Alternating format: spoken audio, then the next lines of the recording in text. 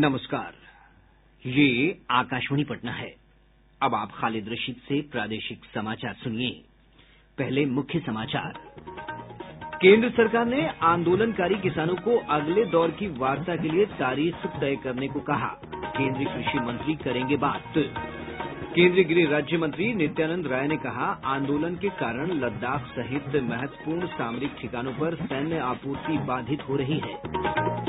केंद्र सरकार ने पेंशनरों के जीवन प्रमाण पत्र जमा करने की अंतिम तिथि अगले वर्ष 28 फरवरी तक बढ़ाई।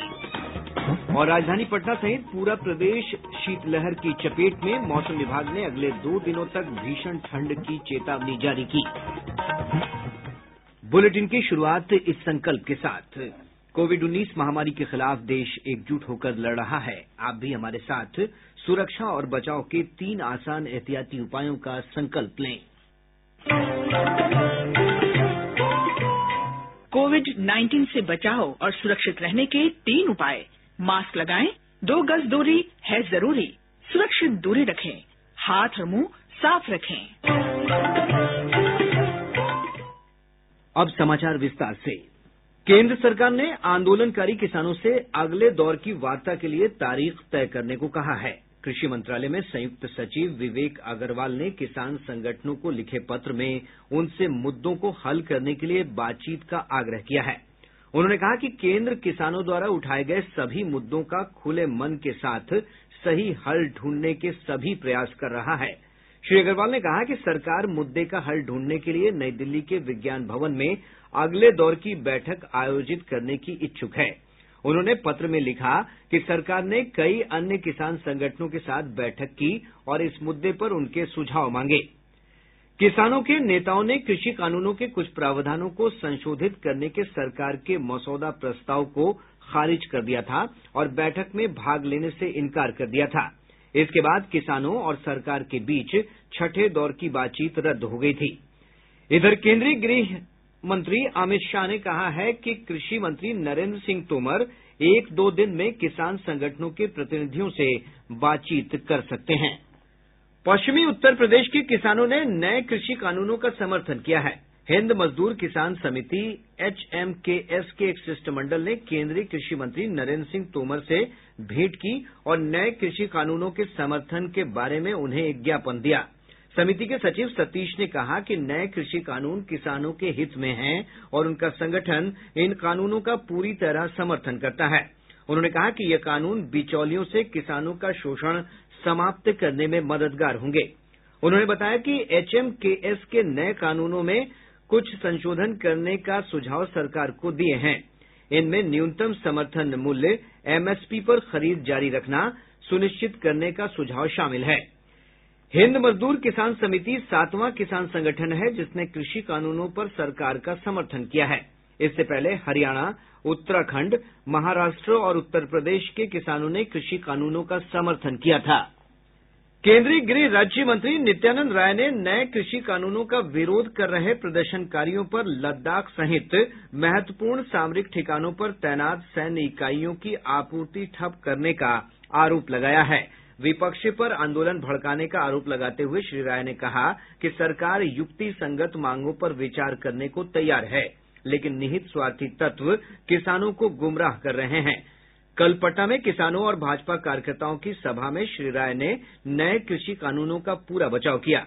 उन्होंने कहा कि प्रधानमंत्री नरेंद्र मोदी किसानों के साथ हैं, इसलिए किसानों को कोई नहीं ठग सकता।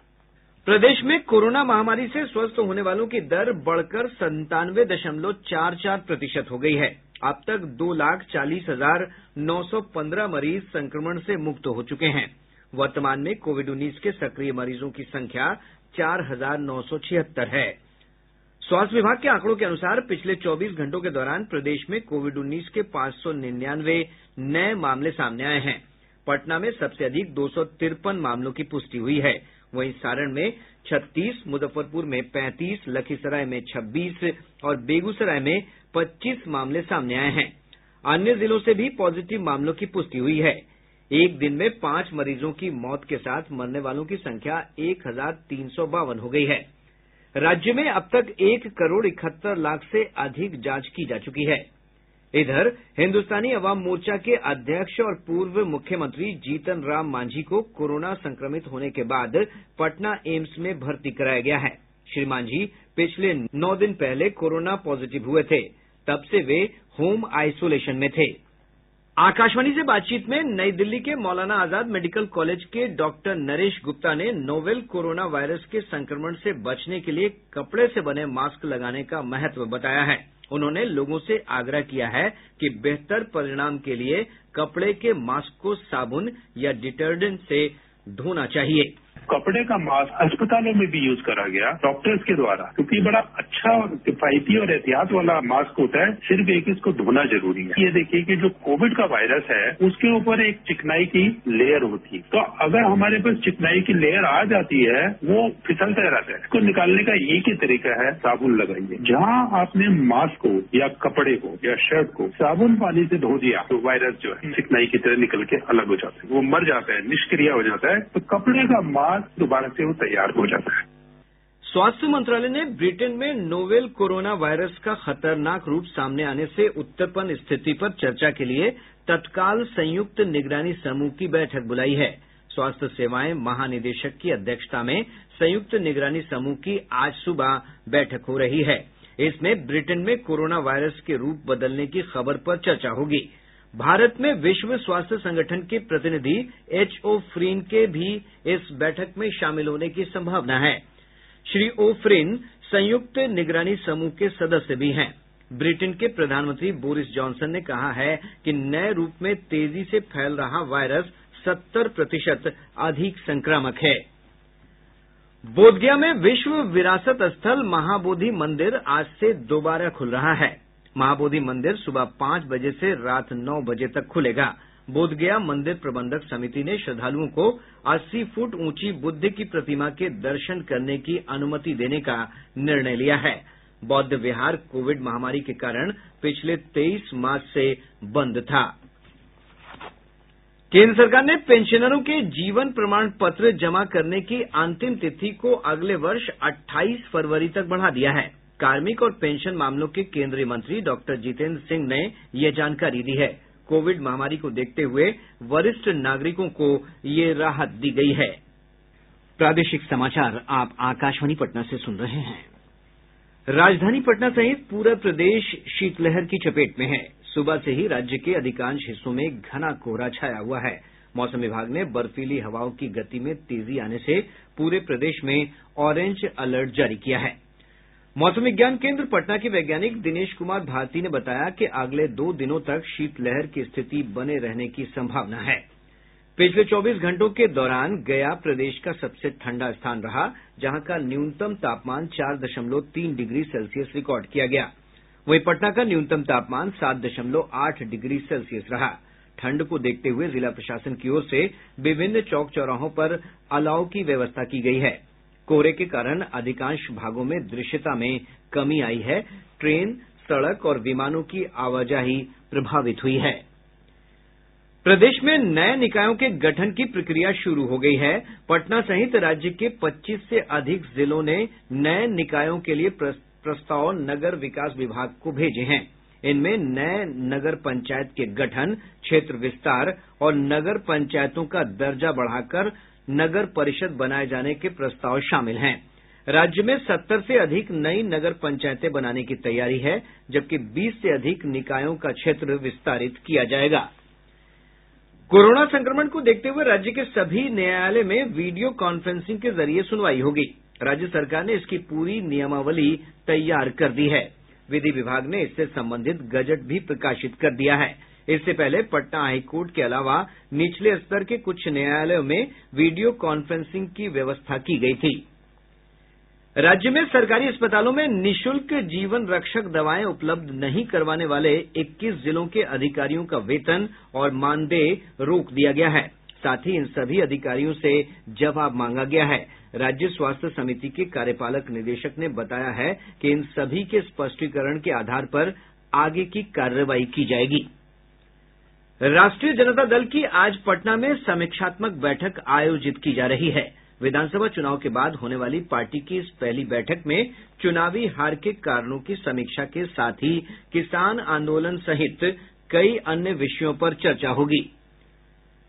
राज्य सरकार ने जमीन के दाखिल खारिज के लिए अंचलाधिकारियों को कैंप लगाने का निर्देश दिया है। पटना के जिलाधिकारी ने लंबित मामलों के निपटारे के लिए एसडीओ, एसडीपीओ को बैठक करने की जिम्मेदारी दी है और दाखिल खारिज के मामलों की समीक्षा तथा मॉनिटरिंग करने का निर्देश भी दिया है। बक्सर जिला पुलिस ने एटीएम कार्ड के जरिए जालसाजी करने वाले गिरोह के 5 सदस्यों को गिरफ्तार किया है। गिरफ्तार जालसाजों के पास से 27 ATM card, 1 red electronic device, 6 mobile, 1 laptop और भारी मात्रा में शराब बरामद की गई है। मधेपुरा जिले के बिहारीगंज थाना क्षेत्र के बभनगामा गांव में अनियंत्रित ट्रक के चपेट में आने से 2 बच्चों की मौत हो गई। नेशनल टेस्टिंग एजेंसी एनटीए ने joint entrance examination JEE main 2021 के पैटर्न में बदलाव किया है। जेईई मेन के आवेदन फॉर्म में ही इंजीनियरिंग के साथ साथ बी आर्क और बी प्लानिंग के लिए भी अभ्यर्थी फॉर्म भर सकते हैं। बी आर्क और बी प्लानिंग वाले विद्यार्थियों को दोनों शिफ्ट की परीक्षा में शामिल होना होगा। साथ ही उन विद्यार्थियों को फॉर्म भरने का मौका मिल सकेगा जिन्होंने 12वीं में साइंस की पढ़ाई नहीं की है लेकिन गणित विषय को विकल्प के रूप में चुना है। इधर बिहार संयुक्त प्रवेश प्रतियोगिता परिषद ने सरकारी और गैर सरकारी मेडिकल कॉलेजों में नामांकन के लिए दूसरे चक्र की काउंसिलिंग की घोषणा कर दी है। काउंसिलिंग की प्रक्रिया कल से शुरू होगी। बिहार क्रिकेट संघ के तत्वावधान में खगड़िया और भागलपुर में खेले जा रहे अंतर जोनल T20 क्रिकेट टूर्नामेंट में मगध, चंपारण, अंगिका और सीमांचल की टीमें सेमीफाइनल में प्रवेश कर गई हैं। इस टूर्नामेंट का पहला सेमीफाइनल मुकाबला अंगिका जोन और मगध जोन के बीच होगा, जबकि दूसरा मुकाबला चंपारण जोन और सीमांचल जोन के बीच खेला जाएगा। खेल मंत्रालय ने हरियाणा में होने वाले खेलो इंडिया यूथ गेम्स 2021 में 4 लोक खेलों को शामिल करने की मंजूरी दे दी है। इनमें मलखंभ, थांग ता, गतका और कलारीपयट्टू शामिल हैं। केंद्रीय खेल मंत्री किरेन रिजिजू ने इन खेलों को शामिल करने के बारे में कहा कि भारत में स्वदेशी खेलों की समृद्ध विरासत है और खेल मंत्रालय की प्राथमिकता इन खेलों को संरक्षित करने, बढ़ावा देने और लोकप्रिय बनाने की है। अब पटना से प्रकाशित प्रमुख समाचार पत्रों की सुर्खियां। आज के सभी समाचार पत्रों ने अलग अलग खबरों को प्रमुखता से प्रकाशित किया है। दैनिक जागरण ने कृषि कानून की खबर को प्रमुखता से प्रकाशित करते हुए लिखा है, किसानों से फिर होगी बात, सरकार ने दिया न्योता। अमित शाह बोले 1-2 दिन में किसानों से मिलेंगे कृषि मंत्री। हिन्दुस्तान का शीर्षक है, नेपाल में संसद भंग, अप्रैल मई में चुनाव। दैनिक भास्कर ने वायु प्रदूषण से जुड़ी खबर को अपनी पहली लीड बनाते हुए लिखा है, वायु प्रदूषण से 20 वर्षों में 5.5 वर्ष घट गई पटना के लोगों की आयु। अखबार लिखता है, सीवान और वैशाली सबसे अधिक, किशनगंज, अररिया सबसे कम प्रभावित। प्रभात खबर ने आर्थिक समीक्षा की खबर को प्रमुखता से प्रकाशित करते हुए लिखा है, बैंकों के बैलेंस शीट को ठीक करने के लिए बैड बैंक बनाने की जरूरत। आज अखबार मुख्यमंत्री नीतीश कुमार के हवाले से लिखता है, पुरातात्विक अवशेषों के संरक्षण को सरकार प्रतिबद्ध, कोसी की धार को मोड़ा जाएगा। और अब अंत में मुख्य समाचार एक बार फिर। केंद्र सरकार ने आंदोलनकारी किसानों को अगले दौर की वार्ता के लिए तारीख तय करने को कहा। केंद्रीय कृषि मंत्री करेंगे बात। केंद्रीय गृह राज्य मंत्री नित्यानंद राय ने कहा, आंदोलन के कारण लद्दाख सहित महत्वपूर्ण सामरिक ठिकानों पर सैन्य आपूर्ति बाधित हो रही है। केंद्र सरकार ने पेंशनरों के जीवन प्रमाण पत्र जमा करने की अंतिम तिथि अगले वर्ष 28 फरवरी तक बढ़ाई। और राजधानी पटना सहित पूरा प्रदेश शीतलहर की चपेट में, मौसम विभाग ने अगले 2 दिनों तक भीषण ठंड की चेतावनी जारी की। इसके साथ ही आकाशवाणी पटना से प्रसारित प्रादेशिक समाचार का ये अंक समाप्त हुआ। कोविड-19 से बचाव और सुरक्षित रहने के 3 उपाय। मास्क लगाएं, 2 गज दूरी है जरूरी, सुरक्षित दूरी रखें, हाथ और मुंह साफ रखें।